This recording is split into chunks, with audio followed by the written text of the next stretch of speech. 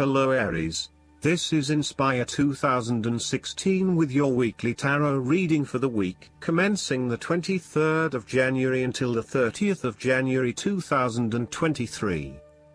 The first card for you is representing, how do you feel about yourself? Your card is the King of Swords. You have clarity of mind and can perceive the truth right now, so you must take the lead with providing an objective point of view. You are well positioned to judge your situation appropriately and identify the limiting behaviors that are getting in the way. This is a time when you need to leave emotions out of it, and remain as objective and rational as possible. You may need to reason with others and be quite direct about what you are observing. You may be concerned that you are not being particularly caring or sympathetic, but at this point in time, this detachment is what is needed most. Similarly, the King of Swords encourages you to use your logic and intellect to navigate your path ahead. You will need to get to the heart of the matter, make firm and well-researched decisions, and ensure that you are firm but fair in your dealings with others. You need to be able to take any situation, look at it with total impartiality, and then come to a decision that is both fair and insightful. Oftentimes, the King of Swords represents a professional advisor, such as a solicitor or attorney, financial advisor or taxation consultant. This advisor has a solid reputation and a vast amount of knowledge in his particular field, and will provide you with objective, well-researched advice about your own situation. He is completely impartial, and will draw upon his experience and his innate knowledge of the rules, systems and structures that are in place. He may come across as detached or disinterested in your personal circumstances, unless it relates specifically to the type of advice he is giving you. This is so that he can provide only the most relevant and objective advice to you. He prides himself in his expertise and qualifications, and is likely to charge a high fee for his services. The second card for you is representing, what do you want most right now? Your card is the Ten of Cups. What you want most right now is to have a harmonious and loving family life. All family members are getting along with each other and there is a lot of happiness and love shared. No one is fighting or causing any tension. Instead, it is an environment of peace and happiness that lends itself to warm and loving relations. The presence of the Ten of Cups may even reflect an upcoming family holiday where you can rest and relax together, creating fun and happy family memories. There may be a family reunion or a family celebration where members of your extended family come together. This is a wonderful time to bond with your family and lay the foundation for a happy and harmonious future together. The Ten of Cups is also a very positive card in terms of romantic relationships and may indicate either the beginning of a new, very happy relationship, or the ultimate satisfaction of a long-term relationship. Commitment and love are the requirements of such satisfaction, yet this card promises that with the required effort a lasting love can be built. The time will also be made for the enjoyment of pleasures, which may be shared with another person whom you love. Outside of relationships and the family, the Ten of Cups is also reflective of your personal values system and what you believe will bring you the ultimate fulfillment and happiness in your life. This card represents a time when you are very clear on where your personal beliefs and values lie and you have successfully created a life that is aligned to those values. It may reflect a spiritual or religious person who lives in peace and harmony. It may also reflect strong family values that were instilled within you early in life which are now helping you to create a fulfilling lifestyle. The Ten of Cups encourages you to follow your heart and go with your intuition about where the best opportunities lie.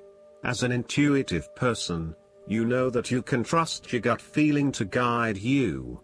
When you feel truly happy and inspired about something, you know that that is the way to go. Aim to seek out opportunities that make you feel fulfilled and that are aligned with your personal values, rather than simply following the path that others expect you to take. You have to do what feels right to you and you only. The third card for you is representing your fears. Your card is the Page of Pentacles. You are afraid of manifesting your dreams and goals. There may be current blockages standing in the way of you achieving those goals. It may be that you have not planned sufficiently, or that you have become lazy and complacent and have lost sight of your goal. You may also be too busy daydreaming about new dreams and goals, without having taken any action on your original dreams and goals. So, you need to review your goals and think again about why you were originally motivated to achieve them. Think about what it will be like once you achieve that goal, and become recommitted to your objectives and the actions required to make your dreams a reality. You are focusing on short-term pleasures and desires rather than sustainable and long-term goals. You will need to move beyond material satisfaction and towards what will bring you sustainable happiness and fulfillment. Similarly, you may be finding it difficult to get a specific project or idea off the ground. Each time you try, it seems to amount to nothing, or it takes you even further away from where you want to be. There is a lack of success here and a mounting frustration that perhaps you will never be able to achieve what you want. You may be losing faith in your talents and abilities.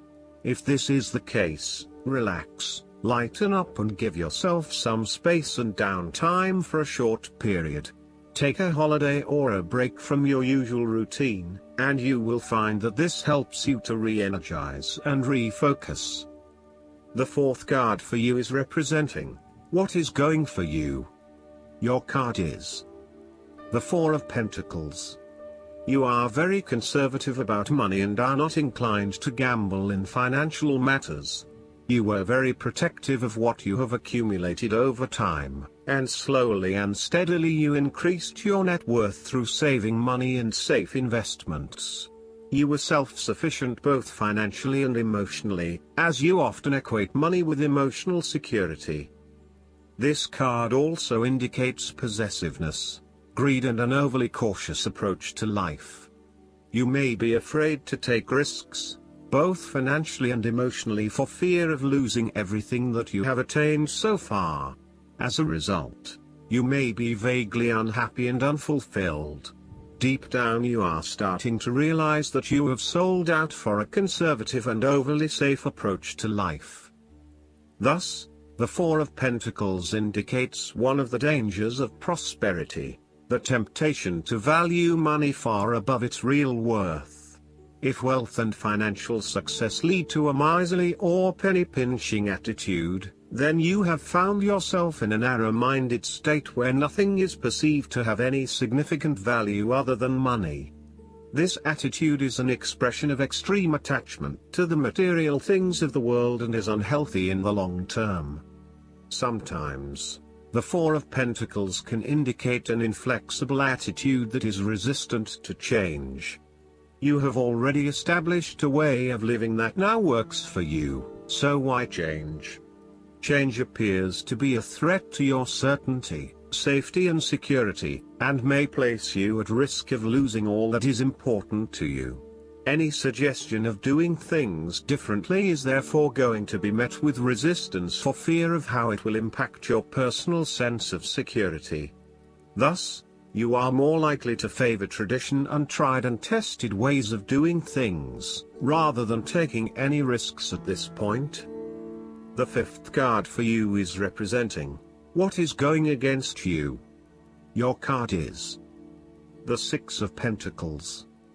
Be very careful about who you lend your money to, especially if you, yourself, are in financial trouble. While a generous spirit is a wonderful quality, you need to ensure that you are able to support yourself whilst helping others. You may have a tendency to spend or give away more than you can afford to. Be careful with the amount of debt that you get into. It is possible with the Six of Pentacles that you are getting in over your head, and it will soon come back to bite you in excessive interest rates or personal threats if you are unable to pay it back in time. Be wary, too, of get-rich-quick schemes that are more likely to leave you with a hole in your pocket than a pile of cash. The Six of Pentacles sometimes reflects the selfish side of charity. In some cases, people give to others not for the benefit of the other but for the benefit of themselves. Be careful that you are not trying to prove to others that you are generous because you can give to the poor or the needy. Aim to give selflessly rather than selfishly. In a relationship reading, the Six of Pentacles suggests that one partner is doing a lot of the taking but not a lot of the giving, thus creating an inequality in the relationship. You need to be careful that your generous spirit is not being taken advantage of and that you are not always the one making compromises for your partner's benefit. The last card for you is representing the likely outcome that you may have. Your card is the Six of Cups. You want to return to the happy memories of your past, whether as a child, teenager or adult. Oftentimes, though, these memories are indeed a thing of the past and reflect aspects of your life that have since vanished. You may feel that the only way to connect to this happiness is to escape into the past where you can reflect on your happy and beautiful memories, instead of dealing with current challenges. This is fine if you are simply taking a walk down memory lane, but it is important that you live in the present and accept your current circumstances rather than always living in the past. Oftentimes, there is nothing wrong with looking back at the good times for inspiration when things are not going so well. In the midst of change and crisis, the Six of Cups suggests that looking back at what you have endured is a good way to assure yourself that, whatever trials lay ahead, you will meet them and you will overcome them as you overcame others. You need to take time out to heal, look back on the past and all the good that lies there. During this period of reflection, there is no need to focus on the negative. Instead, bring all of the positive energy from the past into your present and your future. The fallen cups are now full and upright again, but with blooming flowers that cannot be spilled or washed away. Now that you have looked back, the way forward will be clear and enlightening. The Six of Cups can represent a return to a familiar environment or to a childhood place. You may return to your hometown, to your parents' house, to your high school or even kindergarten. You could be going to a high school reunion or reconnecting with a childhood acquaintance. A teenage sweetheart or past lover may turn up again. Allow yourself positive, nostalgic memories of childhood, friends and family.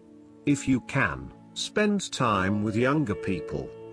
Last but not least, the guidance card for you is the Emerald Dragon.